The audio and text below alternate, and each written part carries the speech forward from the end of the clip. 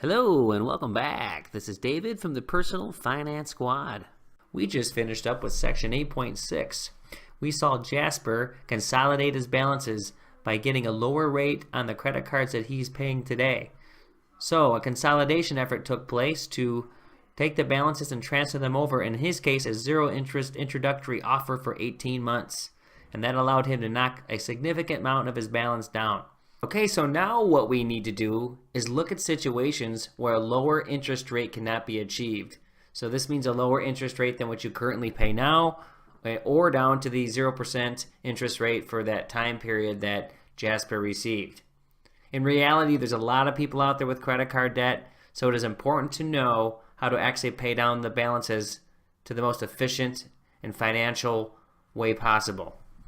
So there's two schools of thought here. The first one is paying the lowest balance first. That is based on two things. A snowball effect is the first one. So let's just say there's 5 loans out there that you have. Say that's 11. 2 and 5K. So what the snowball effect is it just picks up steam, right? As a snowball goes around down the mountain, it gets bigger and bigger, bigger, gets faster, right? Well, that's kind of what the thought is here with the debt, is that you have 1,000 here, 2 here, and 2 here, and let's say you knocked out 5 grand. Well, then you're only left with 11K and a 5K. And what this is a psychological effect. This is a feeling. It feels good to have accomplishment. Rather than thinking and walking around saying, hey, I have 5 credit cards that I got to pay down, now you're thinking, I only have to pay 2. And for some people, that really matters. For some folks out there, some financial experts who believe that that is a better way to go about it, I can tell you from my opinion, I still don't think that's the right way to go. I would not recommend it. The bottom line of what we do in the squad is to always put more money in your pocket and not someone else's. So if you've gotten yourself in this trouble, the bottom line is when you're done paying the highest interest rate first, you will pay less money out to the creditors. If you choose to go the other way, that's your choice. It's just important to know how it works, and that's what we're going to get into next. So let's get into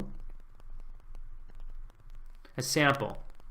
Now Jasper had a furniture and a credit card in his budget, and we're only using it for effect because we've been talking about the same bills, expenses, savings vehicles throughout the entire building of the budget, so we want to keep them there for familiarity. But in this case, he doesn't have these debts per se.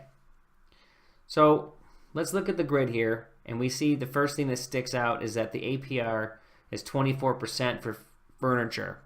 Both rates are actually pretty high. Now the balance for furniture is $1,000 less than the credit card. But the big thing here, it should really matter, is the interest. And that is $100, and it's $15 more than it is for the credit card. Now the thing that sticks out here is that $300 is being applied to it, yet it has less interest. And then over here, the furniture is just receiving the minimum payment every month. So when you analyze this data, $147 is given more to the credit card, which could be given to the furniture instead. But the only way to know this is to carry out the math. So let's go with the first school of thought, and that was paying the lowest interest first.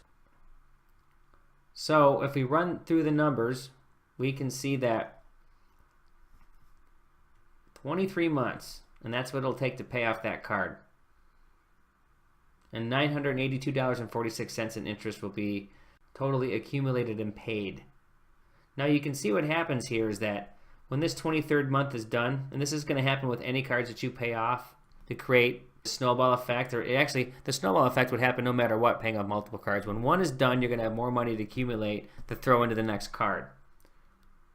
So we have a partial month here in the 23rd month, so there's an additional $306 in that 23rd month that can be applied toward the other card.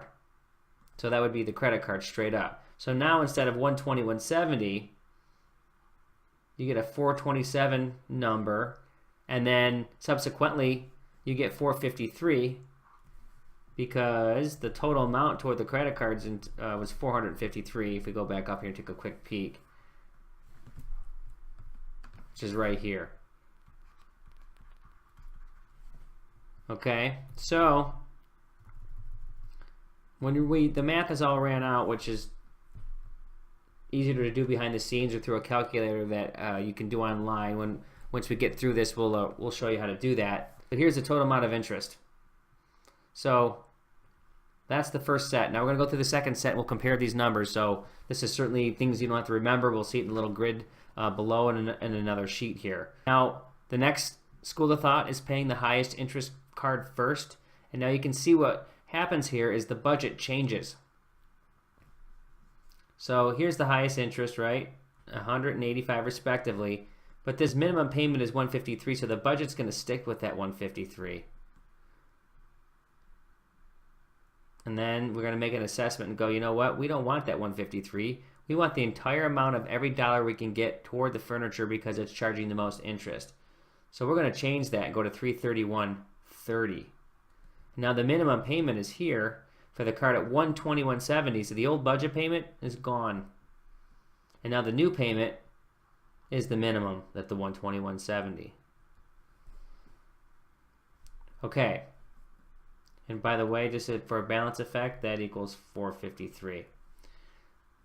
So if we make the new budget payment at 331.30 every month into a zero balance, you can see it actually gets paid off a little quicker than the first card in the other scenario, and the accumulated interest is a little over $1,000.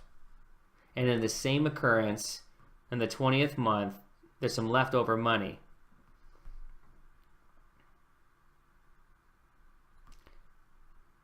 And that is $283.20. We add that to the 121, and that 1 month temporary payment is $404.72. And then for the months going forward, it gets to the same thing as the last cycle, as that entire $453 can be applied to the card, and that'll pay it off in the 33rd month. And you can see the interest is $2,044.6. Okay, so again, those numbers probably don't mean so much, so let's go down here and take a peek how it all shakes out. And by the way, these little grids here, just so you can see, they're just for effect to see how the payment goes and how they build. Because you don't really see this when you run a financial calculator. If you go on the internet and when you run credit card payoff calculators, you don't see all this. Now, there's some that might let you see the schedule, but you know, this is more something we've crunched. The whole point is you can run these with a calculator. Do not have to see all of this broken out unless you want to. You just know what the right answer is, how the math works out. So if we go to an interest comparison here, we have the two scenarios. We have pay off highest card first.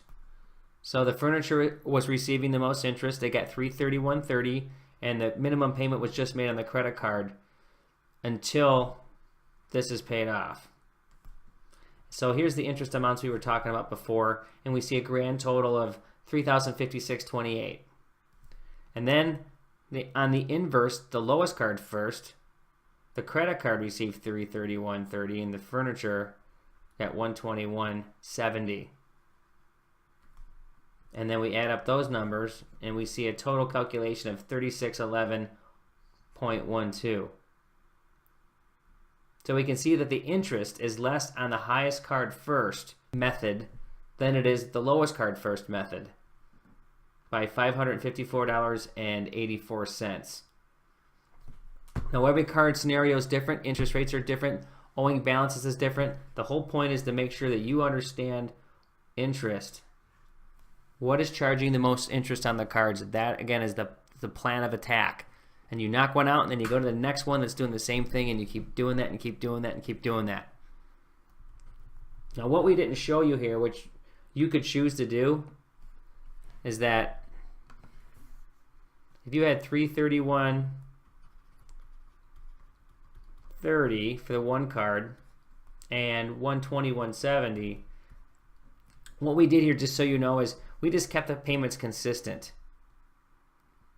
Technically, being that this is the minimum payment, you know every month this number of $121.70 is actually going to reduce.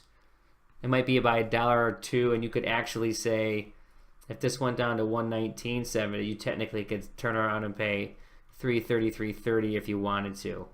We just didn't do it that way. But again, if you have a long stretched out credit card, meaning it's going to take 2, 3, 4 years to pay off, then this is a method you might want to follow. And all you have to do is look at your credit card statement. So if you were in this scenario, you just see every month you look over here and say, hey, my minimum payment is less than what it was. And then you know your minimum payment here is less, but the difference is you're sticking to your budget of $330, $130, which is over the min payment, and you add that money on. It's a really simple thing. You could change your payment every month online if you wanted to.